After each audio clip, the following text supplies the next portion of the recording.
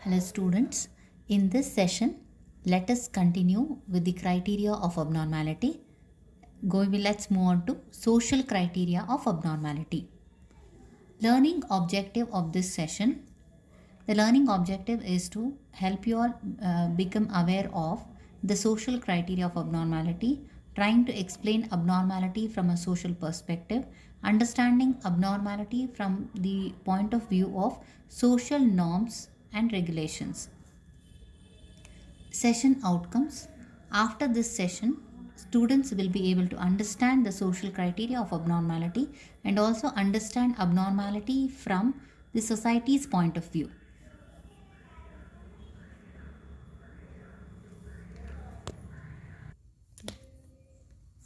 So far in Unit 1, Abnormal Psychology, we have discussed the meaning and definition of abnormality.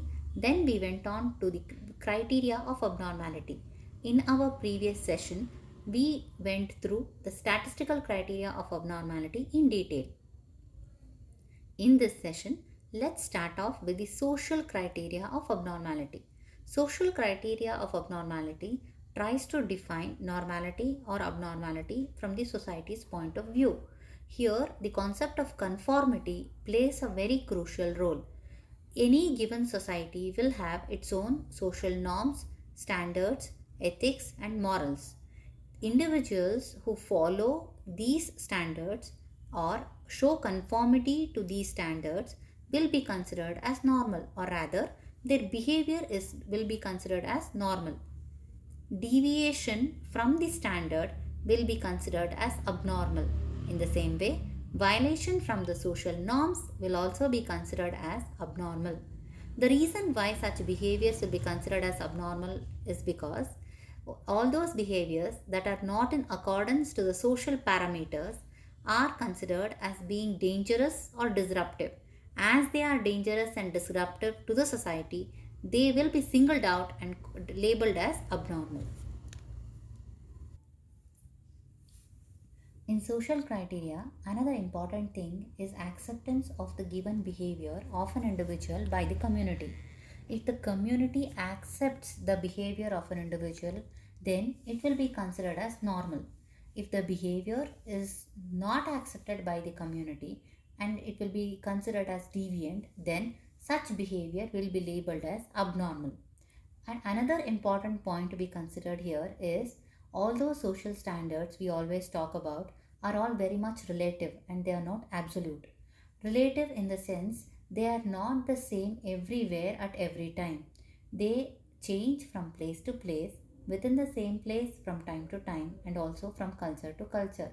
And hence, what will be important here is the social reference group to which the individual belongs.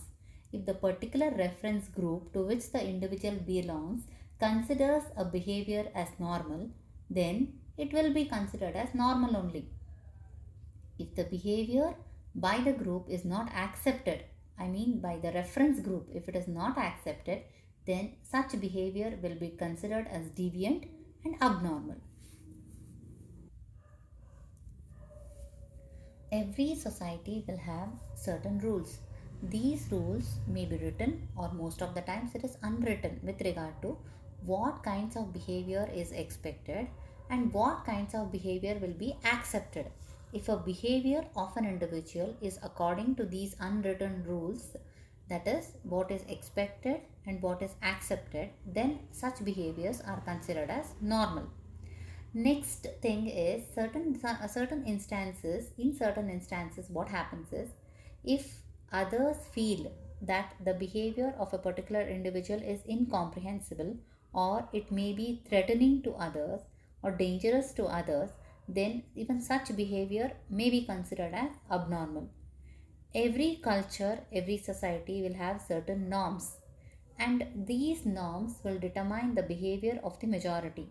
Most of the people in a given society will follow these norms, and behaving like that majority will be considered as normal.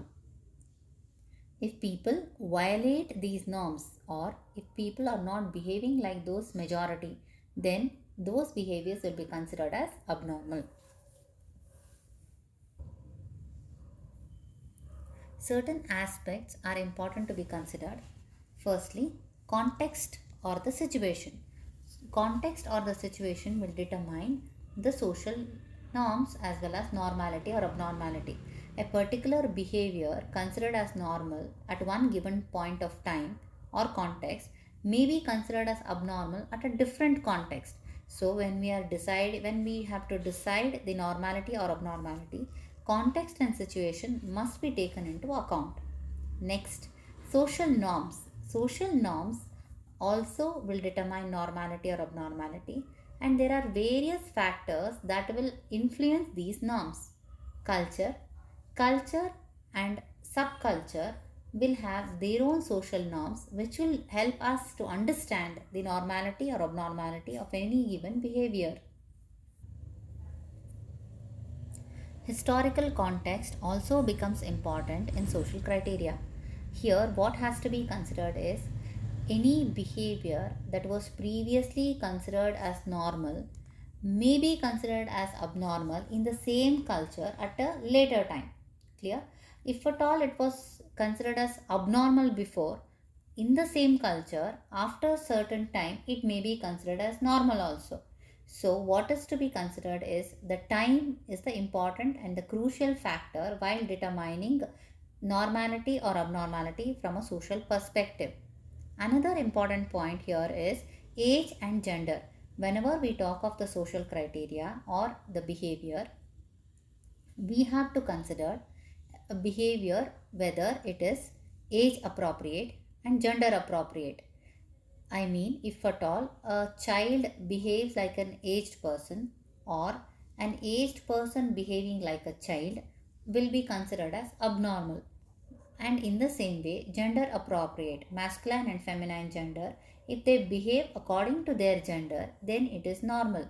If their behavior is inappropriate to their gender, then it will be considered as abnormal.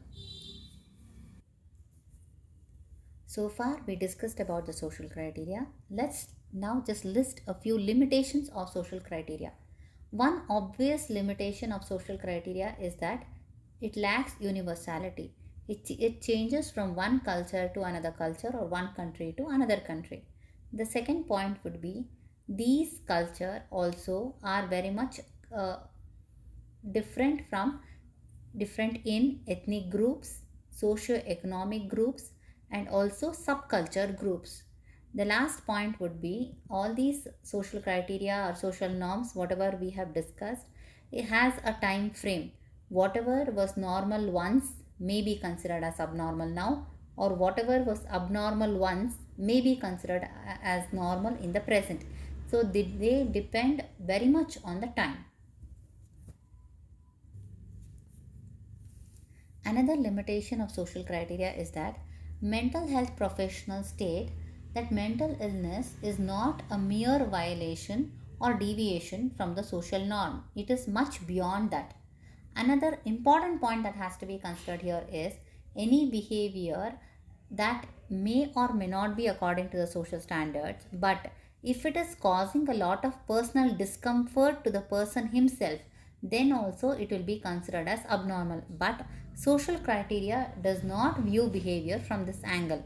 For example, a person who is actively hallucinating may not cause any harm to others, but it may be causing a lot of discomfort to the person himself.